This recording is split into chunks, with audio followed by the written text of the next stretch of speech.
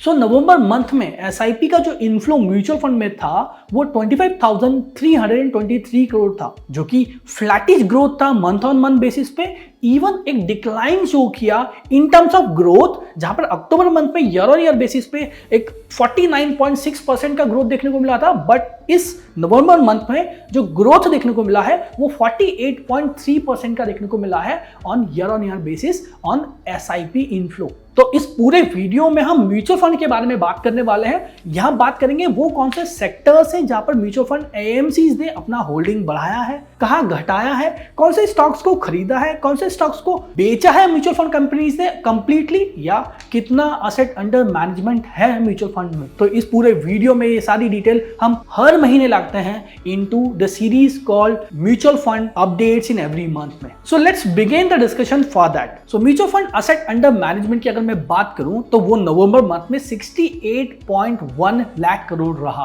अब इसमें equity specifically बात करें इंक्लूडिंग ईएलएसएस, तो वो ऑलमोस्ट 1.6% से मंथ ऑन मंथ बेसिस पर बढ़कर हो गया 33.1 लाख करोड़। एंड ये असेट अंडर मैनेजमेंट जो कि हाईएस्ट है ever into the mutual fund industry. Yes, growth तो है बट एक डिक्लाइनिंग ग्रोथ नजर आ रहा है, specially in equity, because overall जो लोगों का जो रुझान है टुवर्ड द म्यूचुअल फंड वो बेसिकली थोड़ा लिक्विड फंड्स में या शॉर्ट ड्यूरेशन फंड्स में या इनकम ओरिएंटेड फंड्स में जा रहा है। तो यस, ग्रोथ देखने को मिल रहा है, बट ग्रोथ में स्लो डाउन है, प्लस इक्विटी ग्रोथ में ज्यादा स्लो डाउन देखने को मिल रहा है compare to debt funds and liquid funds के कंपैरिजन में। अब थोड़ा सेक्टर स्पेसिफिक चले मंथ ऑन मंथ बेसिस पे, तो वो कौन से सेक्टर्स है जहां पर असेट अंडर मैनेजमेंट की वैल्यू बढ़ी है या घटी है। तो सबसे पहला आ जाता है टेक्नोलॉजी सेक्टर। तो टेक्नोलॉजी की मैं बात करूं तो यहां पर टेक्नोलॉजी जो है कंसेक्यूटिव 2 मंथ से ग्रोथ दिखा रहा है, और यहां पर 30 बेसिस पॉइंट से टेक्नोलॉजी का असेट अंडर मैनेजमेंट बढ़ा है,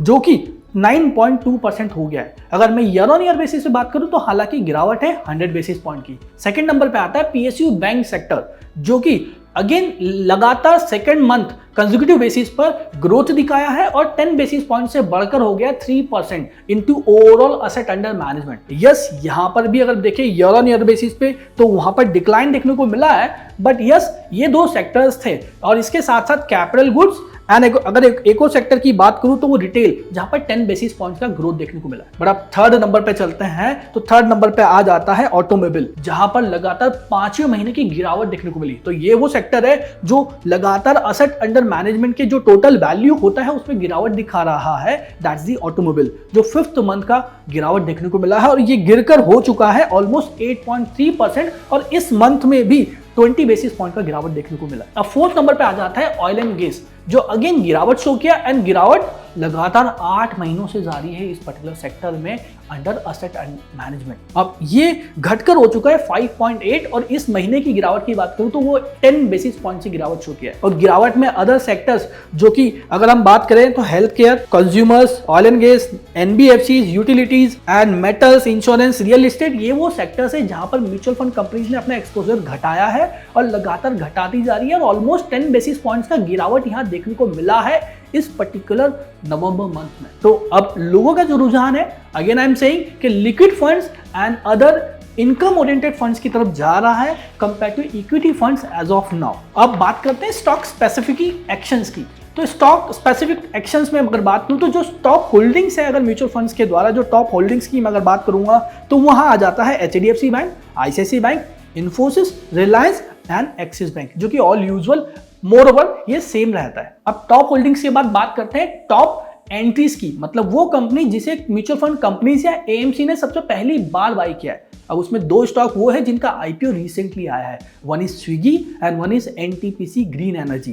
एंड थर्ड नंबर पे आ जाता है यहाँ सैगिलिटी इंडिया, 4th पे आ जाता है एकम solar energy and Niva Bupa health insurance. ये वो 5 कंपनीज है जो first time mutual fund industries या म्यूचुअल फंड कंपनीज के रडार में आई है। अब 5 कंपनीज ऐसी जिन्हें म्यूचुअल फंड कंपनी ने कंप्लीटली एग्जिट ले लिया है। वहां पर आ गया Danish power, Simplex infrastructures, Monarch Networth, BF utility and Vadilal ice cream. Vadilal ice cream में एक साइक्लिकल इफेक्ट होता है ऑन अ सीजनल बेसिस, तो उसका इंपैक्ट यहाँ पर म्यूचुअल फंड कंपनीज ने उसे देखते हुए उसे बाहर कर दिया फिलहाल। अब बात करते हैं टॉप एडिशंस, मतलब ऑलरेडी एग्जिस्टिंग होल्डिंग्स है बट फर्दर उन्हीं कंपनीज में म्यूचुअल फंड कंपनीज ने होल्डिंग्स बढ़ाई है।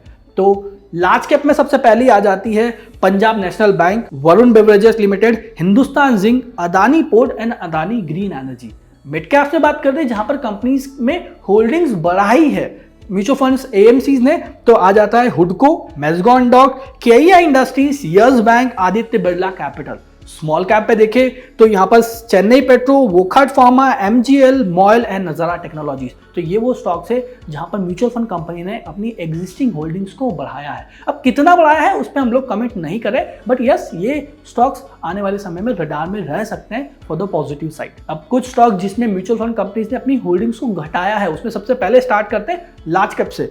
तो पहला आ गया है यहाँ पर लार्ज कैप में Adani enterprises, JSW energies, power grid, Hindustan aeronautics limited and HDFC bank. दो टॉप पे बना हुआ है HDFC bank, but still mutual fund companies ने अपनी होल्डिंग्स को थोड़ा सा घटाया है बिकॉज हायर लेवल्स पे कहीं प्रॉफिट बुकिंग्स नजर आई है म्यूचुअल एचडीएफसी बैंक में। मिड कैप्स में चलते हैं तो Tata Elxsi, Oberoi realties, national aluminium, Voltas and BSE वो स्टॉक्स थे जो मिड कैप से है जिसमें म्यूचुअल फंड एएमसी ने अपनी होल्डिंग्स को रिड्यूस किया है। स्मॉल कैप पे बात करें तो यहाँ पर आ जाता है DCM Shriram, BLS international, Honasa consumers, indigenous limited, जहां पर कंपनीज में म्यूचुअल फंड एएमसी ने अपनी होल्डिंग्स को घटाया है। तो थोड़ा सा इन बातों का ध्यान रखिएगा, इसी से आप अपना आने वाले समय में, आने वाले मंथ में व्यू बना पाएंगे for the stock market and for stock specific. Now coming to outlook. अब आउटलुक की बात करें तो हम लोग अगेन हमारा जो कॉशियस स्टैंड है वो अगेन कंटिन्यू करते हैं। स्टॉक स्पेसिफिकली रहना होगा मार्केट में। इवन अपकमिंग जो Q3 FY25 में जो रिजल्ट्स आने वाले हैं वो बहुत क्रूशियल होंगे नेक्स्ट अपकमिंग मंथ में for the mutual fund industries as well. So कैसी लगी वीडियो प्लीज कमेंट करके जरूर बताइएगा। And yes, this video is not for any investment advice because ये जो वीडियो है ये प्योर एजुकेशन पर्पज से है। यस, इससे थोड़ा आइडिया आपको लग जाता है मार्केट के बारे में, but final decision for the investments of your money should be taken based upon the investment advisers advice, वही राइट चॉइस होगी। Thank you very much.